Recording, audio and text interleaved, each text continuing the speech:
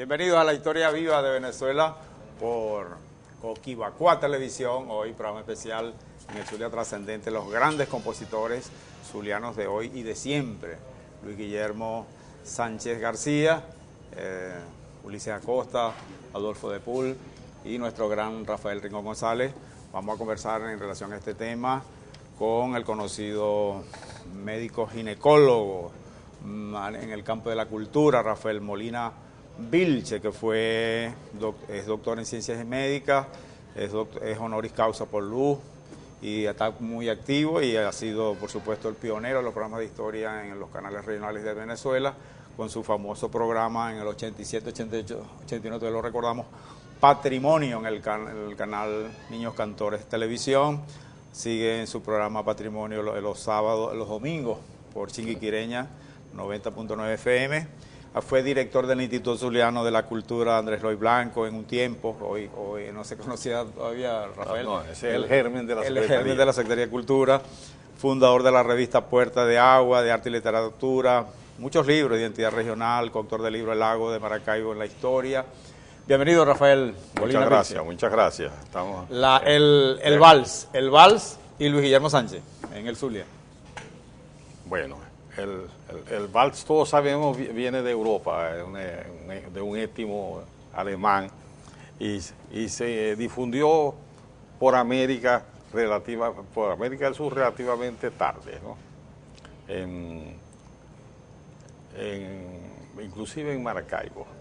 Para siglo XIX, al final del siglo XIX, nacían los grandes compositores de vals nuestros. Carlos Padrón en Los Puertos, la gente como Adolfo de Pol, Pepe Villalobos en Maracaibo. Vidal Calderón, eso es. Manucci, el maestro. Eso no me acuerdo si Calderón nació antes del 1900, un poco después, pero ese es su época. Él es un poco anterior a Luis Guillermo Sánchez. El Val llega a Maracaibo, llega al puerto Maracaibo. Sí, y al llegar a Maracaibo se mata la contradanza prácticamente. Pues era el ritmo en boga. Sí, hasta esa época la contradanza era la reina de la fiesta. Y con respecto a eso hay una crónica muy buena de Rivas, Costumbres Zulianas, un libro que reeditó Luz, y que es interesantísima. Rivas decía que se sentaban las muchachas en las casas de Maracaibo, ¿no?, cuando la fiesta. Decía el jefe de la casa, contradanza. Entonces empezaban a decir que si látigo, medio látigo, las distintas figuras y acomodarse la gente. ¿Cómo podríamos definir, Rafael, el vals? Pero déjame terminar esto, que es interesante. Cuando ya para 1895, ya nadie sacaba a bailar las muchachas, porque querían bailar vals. Fueron dejando la contradanza. Claro, porque la contradanza la gente no se junta, se hace reverencia y te toman la punta de las manos. Ahora en el estado Zulia tenemos buenos compositores de vals nacidos en esa época. El último tercio de 1800 del siglo XIX. Te voy a poner un gran ejemplo, Carlos Padrón. Carlos Padrón, del municipio Miranda, debe ser un ascendiente de toda una dinastía de Padrón que hay en música allá en Miranda. Y él tuvo dos grandes valses, al estilo típico del vals zuliano, como lo escribió Ulises Acosta, por ejemplo, y como algunos de Luis Guillermo Sánchez. Uno se llamó Mangas en Chaleco. Sí, en una época a los puertos llegaron a llamar la ciudad de los chalecos. Parece que tú eres uno de ellos. Y Carlos Padrón escribió otro, Gallo Negro. El Gallo Negro es un vals magnífico que estaba muerto, estaba olvidado, y lo revivió Padú del Caribe. ¿Y Luis Guillermo llegó al vals? Luis Guillermo llega al vals rápido en su vida porque él nace en 1913 y él debió llegar muy rápido porque desde niño... Ahí lo tenéis en pantalla, con su esposa, sí, creo. Desde niño él era invitado a tocar con una cosa que sucedía entonces, que eran las compañías de zarzuela y las compañías de operetas que llegaban a Maracaibo, sobre todo al Varal. Y él formó parte de algunas de esas, ¿no? Tocó desde muy niño, ¿no? Sí, ya cuando él, todavía adolescente. Violinista destacado. El diario El Excelsior le dedicó a él un reportaje, ¿no? Pero en el año 1935 hay un hito en la vida de él y sobre todo de su vals, cuando en Estados Unidos se graba con la empresa Columbia, Orquesta Columbia, empezaba el 36, fue recién caído Gómez, recién muerto Gómez. Él graba un pasodoble, Adelante Venezuela. Y ¿Fue el primero de él? Sí, que yo sepa, sí. El respaldo del pasodoble era Recuerdos de Amor, un vals que tocó la orquesta de la Columbia con un tenor apellido Cortés. Esa fecha para nosotros me parece que es un hito histórico, porque en 1935 aquí las grabaciones, si había grabaciones en la radio, era de muy pobre calidad. Recordemos que todavía para 1949-50, cuando se graban las primeras gaitas en Ondas del Lago, se hacía la pasta, se hacía una pasta rústica, vamos a decir, muy primitiva, y tenía que ir eso a México por vía marítima, y volvían al año, una tardó casi 2 años. Fíjate, en cambio... En el caso de Guillermo Sánchez García... Grabó en el 35. ¿Grabaron en el 1935. El Recuerdos de Amor, que es uno de sus valses emblemáticos, y que es un vals una canción de juventud. Tanto que se dice que, siendo dedicado a un amor juvenil, después él tenía la delicadeza de no hacerle mucho ruido con ese vals a su esposa, ¿no?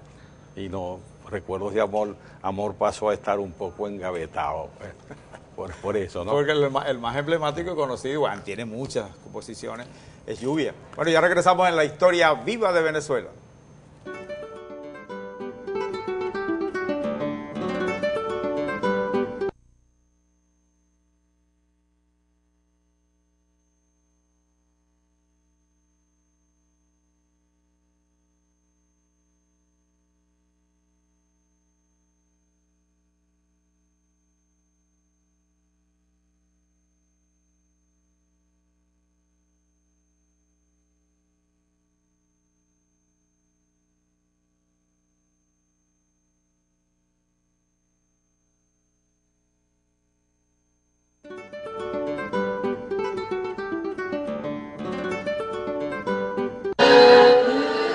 Estacian mis recuerdos contemplando la lluvia caer en un invierno copioso, grandes nubes se ven ascender, la tarde se ha vuelto bruma, con neblina muy tupida, que es en el cielo un manto gris sobre el espacio sin fin, extasiada en mis recuerdos, contemplando la lluvia caer. Un poquito afectado el sonido, pero eso es una cámara, alguien lo tomó como una cámara del televisor, en el Estado Sensacional, un homenaje a Lila Morillo, Mayra Martí, la famosa Mayra Martí y Lila Morillo, lo grabaron, lo interpretaron. Lluvia nace en el 48-49, en un viaje de Luis Guillermo Sánchez a la mesa de Nujaque. La historia, por lo menos en ciertos medios, es bastante conocida. Él sintió la nostalgia esa de su cielo con sol y la luz de Maracaibo y del lago. Comenzó la lluvia. Y entonces escribió ese vals que estrenó tocando él mismo con un doctor llamado Franz Wenger. En el piano, ¿no? Sí, un médico anatomopatólogo austríaco que por la invasión de los nazis a Austria emigró a Bolivia después y para empezar los estudios de histología y anatomía patológica en la Universidad después de 1946. él fue contratado para Venezuela, pero él fue un pianista que colaboró mucho con la difusión de la... ese día cuando Luis Guillermo comenzó a montar la letra. Sí, Luis Guillermo tocó el violín y Franz Wenger tocó el piano. Así fue. Sí. Después se conoció la canción y hubo dos grandes propulsores de ella. Uno, Alfredo Sader. Él la grabó en 78. 78. Él la grabó creo que en el año 48. Por ahí. Bueno, yo creo que de esa época, de ese mismo año. La primera, nació, sí. Ya Alfredo Sader la figura nacional e internacional, sí. Y graba Lluvia. Sí, y además la graba un pequeño grupo que estaba de moda y que es orgullo de esa música también, que es el cuarteto de Ulises Acosta. Ulises Acosta fue un músico de primera. Encima, en el cuarteto, su clarinete era Andrés Sandoval, que después sería el primer director del director de la primera sinfónica de Maracaibo. Las otras facetas de Luis Guillermo. O sea, locutor, radiodifusor. Bueno, pero fíjate, Lluvia después pasa a ser de las canciones más grabadas en Venezuela. Sí. La graba Héctor Murga, la graba Luis de Ubaldo, mucho. Prácticamente esta Mayra Martí tiene una versión de un inolvidable programa de aquellos clásicos dominicales, ¿no? Donde ella canta con dos guitarras.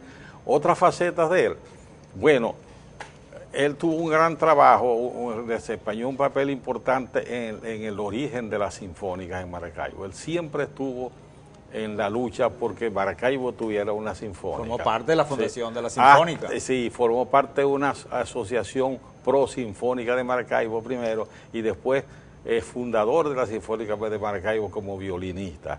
Y la otra faceta de él fue la radio. Director artístico de Ondas del Lago. Sí, director artístico de Ondas del Lago, que en esa época era una cosa, vamos a decir, importante. En aquella época, llamada la época de oro de la radio, cualquiera musicalizaba una radio. En Ondas del Lago él suple o sigue a Antonio Lauro, que es probablemente, casi seguro, el compositor venezolano más conocido en el mundo por su música de guitarra. Bueno, aquí fueron directores artísticos de Ondas del Lago, Manuel Enrique Pérez Díaz, el autor de la famosa Serenata y del Balsanelo, fue Rodrigo Riera, Luis Guillermo Sánchez, fíjate que y Antonio Lauro, que fue antes. De manera que ser director artístico era exigente. Era excelente. Por supuesto, ahí él influyó mucho en la emisora de esa época. Eso fue entre el 45 y 48. Ahí fue más o menos. Él ingresó antes, creo que antes. El 40, 41, por ahí, cuando Nicolás Valle Quintero tomó las riendas de la emisora. Después Nicolás Valle Quintero funda Ondas del Lago Televisión. Sí. Bueno, Luis Guillermo Sánchez fue factor importante en todas las programaciones. Él tocaba él dirigía una estudiantina que se llamaba Fantasía, que tocaba música venezolana. Él, te digo, musicalizaba todo, desde los programas que eran de dos guitarras, programas con cuartetos así como Alba Zuliana, los programas de Teresita Antunes, la Nena Marina, la esposa de Ciro Adarme, Adelina Balbuena. Ahí había un elenco de cantantes, había mucha radio en vivo. En vivo porque el disco grabado no estaba no estaba. En boga.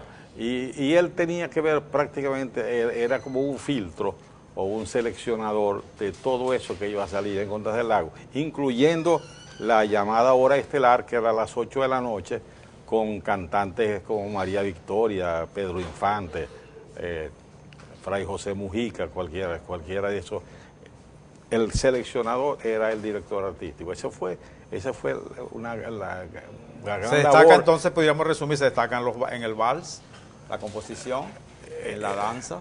Él se destaca en todos esos medios. La danza, la contradanza. Él es uno de los que se encargaron de revivir la contradanza.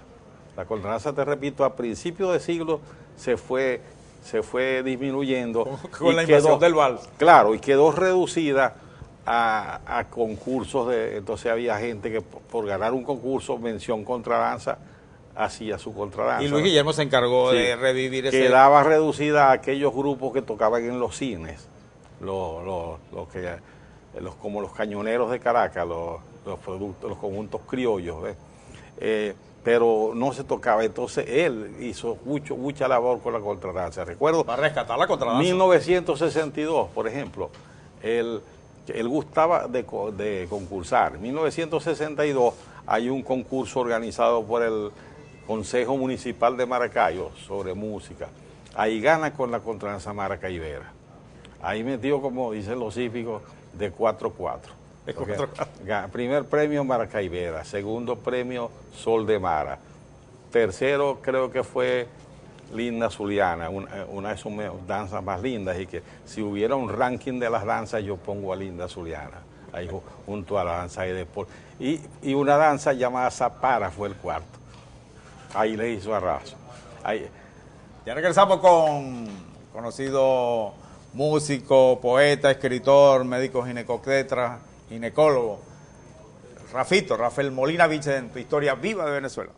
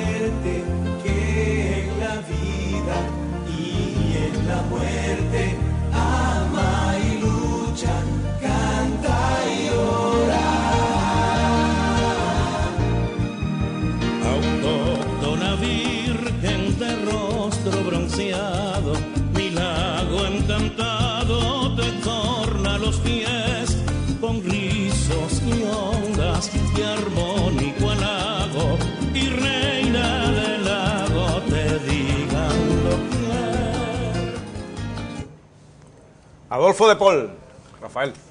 Bueno, Adolfo de Paul es principalmente famoso por eso, que sonó ahí, porque en 1942 ganó medalla de oro y diploma de honor en concurso abierto para la música del himno a la Virgen de Chiquinquirá con motivo de su coronación, un hecho que se hizo en La Ciega con todos los monseñores, con todo el rigor de de la iglesia.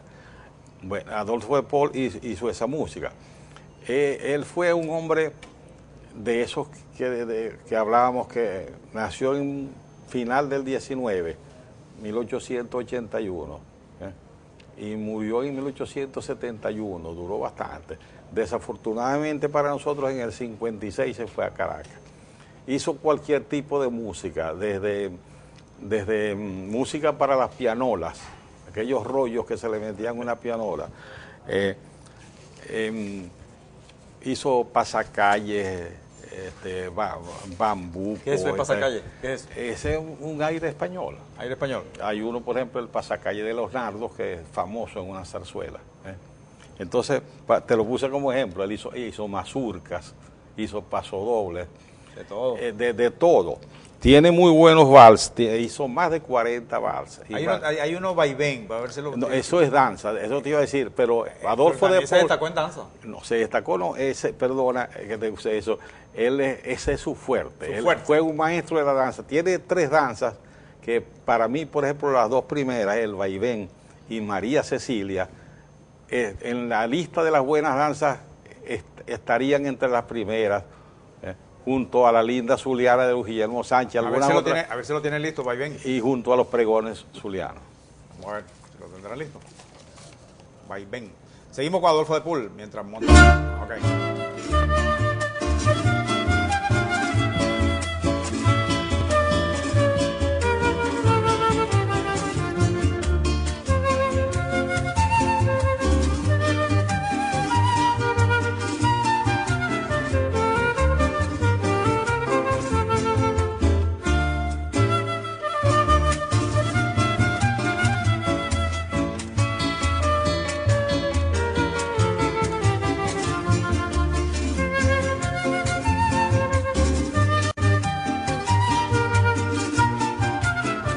Adolfo de Paul, famoso compositor zuliano del Zulia trascendente, Adolfo de Paul, entre los grandes compositores zulianos. Hablan un poquito de vaivén.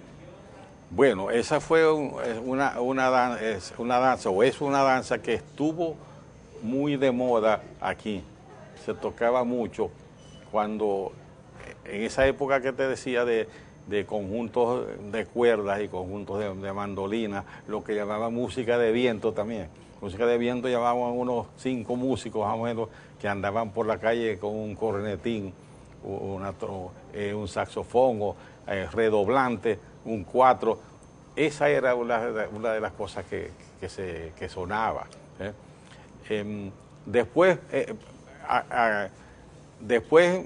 ¿qué pasa? Te dije que se mudaba acá, se fue a Caracas. Se fue a Caracas. Entonces, unas familiares de él, creo que hermanas, guardaron, se hicieron pues depositarias de su música.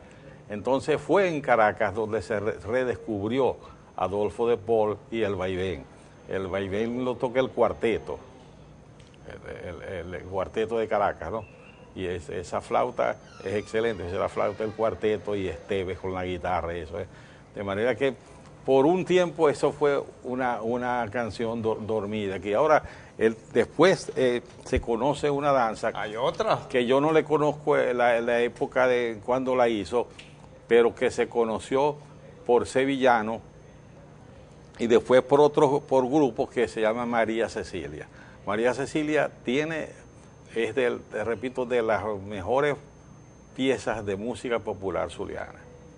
María Cecilia. Sí. Claro, la pelea de la danza es dura. Por ejemplo, es difícil hacer lo que decíamos antes, un ranking, un orden. Linda Zuliana de Luis Guillermo Sánchez es una melodía linda y se puede llevar a cualquier tipo de arreglo. Él tiene, por ejemplo, Inquietud. Inquietud es una cosa que es muy delicada. Entre paréntesis hay una excelente versión de María Teresa Chacín, que se conoce muy poco.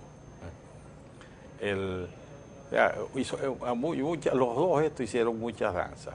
La danza, la contradanza, en el mismo vals, Adolfo de Paul se destacó. Sí, Adolfo de Paul hizo más de 40 valses. De paso, Luis Guillermo Sánchez, yo no recuerdo cuánto, pero yo creo que son como 90 piezas o algo así que dejó.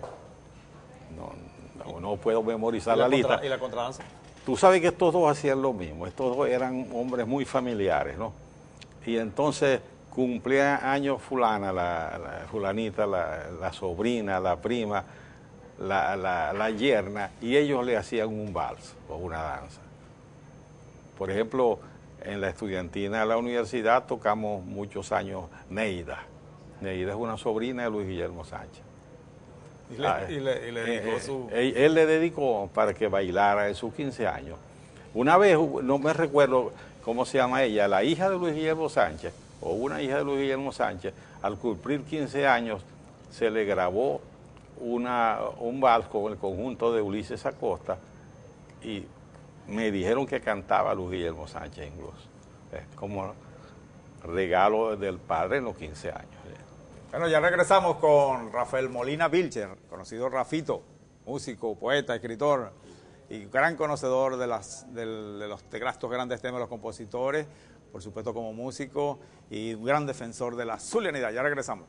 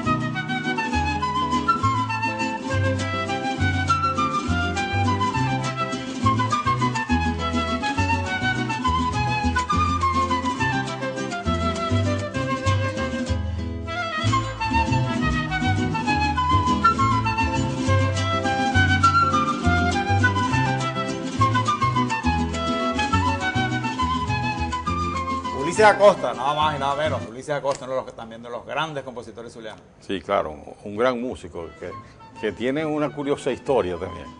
Ulises Acosta empezó como músico popular, aquí con conjuntos bailables. Entonces fue a estudiar a Caracas y me han dicho que el maestro Sojo, Vicente Emilio Sojo, lo rechazaba, porque rechazaba el músico popular de orquesta bailable. Bueno, no era sí, fino de salón. Sí, Ulises, de la música culta. De manera que según esa historia, Ulises no podía entrar a las clases. Se dice que se las enseñaba después Evencio Castellanos, que fue un gran pianista y director de la Sinfónica Nacional. Ulises fue un hombre que se superó enormemente, llegó a ser una autoridad en toda Venezuela, porque precisamente fue el director artístico de Radio Caracas, radio y después televisión. Y fue el responsable musical, director de la orquesta de planta, del programa famoso del show de Reni, el de Yolanda Moreno. Él dirigía la orquesta con el show de Reni. De manera que fue un hombre que llegó, después vino a Maracaibo y se quedó como director de la banda Simón Bolívar, ¿ves? Pero vamos a decir, para volver a su tierra, él era un triunfador en toda Venezuela. Los Amores de Roquito, que ganó un concurso por la radio, no me recuerdo por qué emisora, pero fue un concurso abierto de vals. ¿Seguro que era Ondas del Lago? No creo que era Ondas del Lago. Y creo que era patrocinado por una grasa alimenticia, una cosa esa. Se hizo conocer a Ulises en toda Venezuela, porque te repito, él tenía el cuarteto de Ulises Acosta. Era piano, cuatro, bajo y clarinete, que ese es el típico cuarteto zuliano. Fíjate lo que hizo Ulises Acosta en vida como músico: 64 valses, 32 danzas, 6 himnos. Pero no solo vals. 17 obras de música sacra, 36 de música española, 45 entre oberturas y sinfonía, además de numerosos arreglos para la banda sinfónica, ¿no? Y lamentablemente, bueno, se nos fue. No, en el y año sobre todo, 86. él se caracteriza sobre todo por una cosa. Los valses de él no se pueden ni cantar, porque es una música tan característica de nuestro vals. Lo que te decía, por ejemplo, de Carlos Padrón, en Miranda. Los valses de Ulises son con notas muy apretadas. Y en la diferencia con los valses de Luis Guillermo. Luis Guillermo Sánchez Adolfo de llegó a hacer vals de este tipo zuliano, de vals alegre, como por ejemplo Sol de Mara, pero el mismo Neida tiene una parte más alegre, pero Luis Guillermo tendía a ser el vals más emotivo, más nostálgico. Mientras que Ulises no, Ulises tenía un baile que era de lo que llamaban aquí picadito. Picadito. Un vals para bailar rápido y para hacer lo que llamaban la guerra de los clarinetes, ¿no? Que en esa época, ejemplo, tú hacías un vals y me presentabas el papel a mí, éramos clarinetistas los dos, a ver si yo era capaz de ver a primera vista y tocarlo, porque eran realmente difíciles. No solamente Amores de Roquito, después de Amores de Roquito viene uno que se llama El Alacrán, que eso casi nadie lo toca, eso lo toca la banda. La señora cumpleañera, los tres mosqueteros, la Consuelito también, Miguelón, entre otros. No, pero fíjate, el Alacrán y el Guacharaco. Esos son cosas. El Guacharaco, por cierto, es una partitura que no se consigue. Pero fíjate, ¿quiénes tocan el Alacrán? Enrique Atencio con la guitarra, Alexis Cárdenas con el violín, Huáscar Barradas con la flauta y la banda sinfónica Simón Bolívar, en la cual él mismo lo montó. O sea, no es una cosa que lo puede tocar cualquier músico. Inclusive ¿Dónde estaba lo difícil de la pieza? Lo difícil de la pieza. De las piezas de Ulises Acosta. En que el músico de viento tiene que coger aire y producir el sonido expirando. Y cuando, en vez de ponerle una nota larga, fácil de prolongar, ¿verdad? Tú le pones altos y bajos. Eso en cuanto al vals. El vals de Ulises Acosta, que es el típico. Pero no se adaptaba al 3x4. Claro que sí, todos los vals son en 3x4, pero esto, vamos a decir, la velocidad. O sea, los 3x4 es una alta. Sí. No, los 3x4 es que tú haces como un triángulo. Una alta y dos bajas. Así. O sea, una fuerte y dos débiles. Pudiera ser. Sí, puede ser así, o puede ser con una intensidad más o menos parecida a las tres. Pero lo importante es que él se hizo aquí el hombre de ese tipo de vals. Incluso lo que te decía, el Alacrán es un reto. Inclusive hay otro tipo de vals así que es José Trinidad Rosales, los Potes de San Andrés. Alexis Cárdenas, por ejemplo, que es un virtuoso del violín, llega a tocar juntos el Alacrán y los Potes de San Andrés. En la banda Bolívar, Ulises hizo un arreglo de 3 valses seguidos. Creo que es el Alacrán, Potes de San Andrés y no sé si el otro es el Diablo Suelto o algo así. Y los músicos le dan a ese arreglo, lo llaman de una manera que no podemos decir aquí en televisión, dicen los 3 tal, porque quedan con la respiración como si hubieran caminado mucho, ¿entiendes? Porque los pone a prueba. Podríamos resumir que el vals de Ulises Acosta era más rítmico, más rápido. Sí, es difícil, ¿no? Y de cambio y de transiciones armónicas muy fuera de lo común. O sea, iba de los altos en un zigzag, pero más rápido. Alto y bajo, muy rápido, con muchas notas pequeñas, ¿entiendes? De manera que eso lo caracterizó, y claro, ahí él no lo descubrió, eso lo tenían los viejos Heraclio Fernández con el Diablo Suelto, José Trinidad Rosales con los Potes de San Andrés, el Mirandino Padrón con el, ¿cómo se llama?, con el Gallo Negro, el Rey Momo de Amílcar Nava. O sea, ese fue un vals que se llegó a identificar como el zuliano. Vidal Calderón, por ejemplo. ¿Te parece mejor que ya en el último negro toquemos a Rafael Rincón González? Bueno, ya regresamos con Rafael Molina Vilce.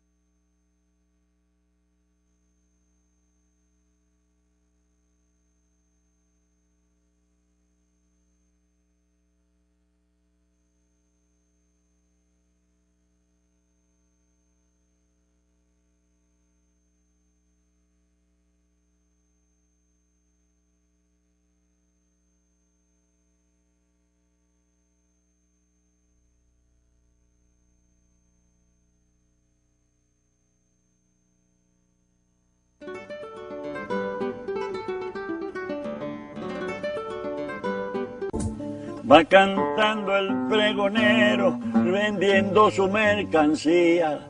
Son las 5 y el lechero nos viene anunciando el día. Levántese, señora, que se hace de mediodía.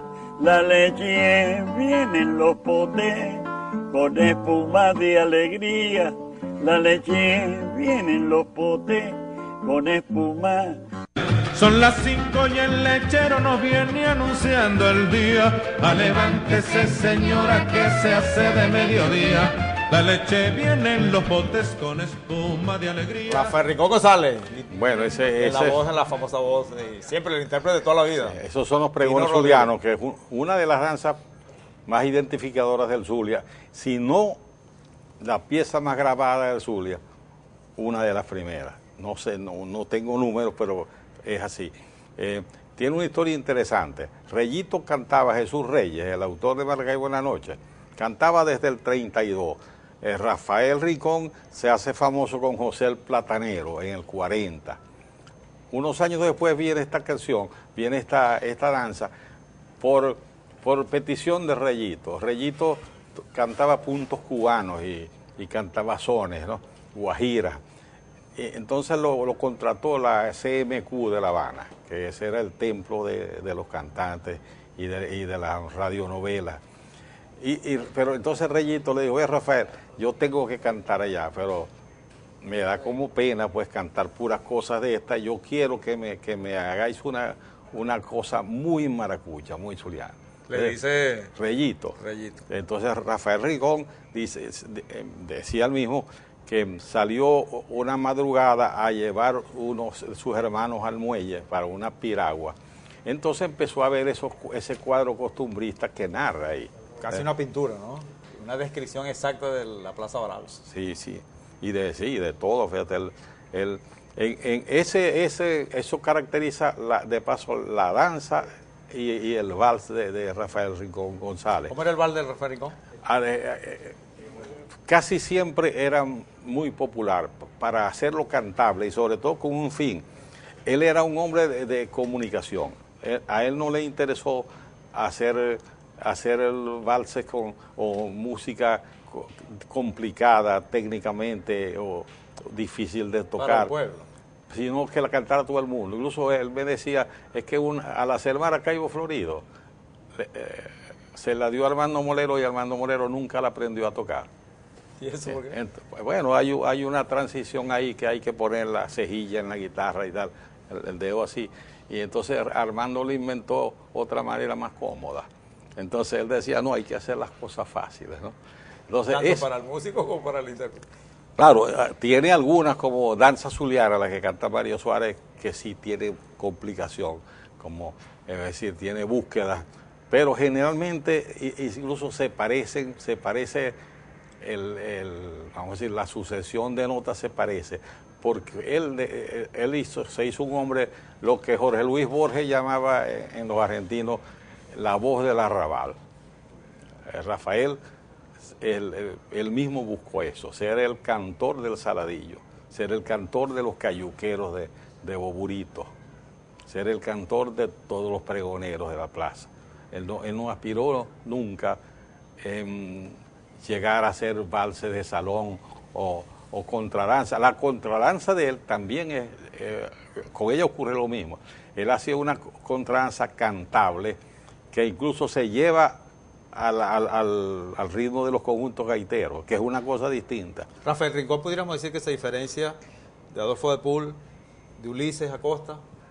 En eso, Ulises no hizo música pensando en un cantante, sino pensando en una buena orquesta y en muy buenos músicos de viento. Adolfo de Paul hizo música cantable también, hizo música cantable, pero hizo de todas y tenía una riqueza de matices y una serie de cambios musicales mucho más complicados que Rafael. Mientras que Rafael Rincón trató de adaptar sus composiciones. Sí, a lo más fácil, a lo que se comunicara más con la gente. Es como cuando se habla delante de cámaras o en la radio y uno se va a poner a decir voces técnicas y a echársela de que conoce el lenguaje. hay que hablar, ¿verdad? Hay que dirigirse a la gente que entienda. Bueno, eso hizo Rafael Rincón. Y también se destacó en la gaita. Sí, sí. Tuvo la suerte de que duró bastante tiempo como para ser muy reconocido en vida. ¿No? En la gaita, él tiene gaitas muy famosas y canciones de Navidad como aquella de Para esos niños las campanitas no sonarán. O sea, sí, sí. Que las interpretó fue un hombre, de Yanire Manuel. fue un hombre destacado en toda esa música, pero fíjate que toda va a eso que te decía, a la comunicación con el pueblo, a la comprensión por el hombre común. Y lo logró. No para satisfacer orquestas ni satisfacer concursos. Incluso una vez hubo un concurso de esos que preparaba el periodista Guillermo Sánchez García, hermano de Luis Guillermo, y Rafael fue con una danza llamada el Caminante, y creo que fue séptimo u octavo. Le ganaron unos cuantos muchachos jóvenes que empezaban a hacer valses y danzas. ¿Ves? Y también la diferencia con Luis Guillermo Sánchez García en cuanto a la danza, la contradanza eso, y el Luis Guillermo vals. García, con Luis Guillermo Sánchez hay una cosa que a él lo diferencia. Él siempre busca el lirismo, ese es otro lenguaje que el de Luis Guillermo Sánchez busca la poesía. Siempre tiende las bellezas de la letra. Sí, a hacer metáforas.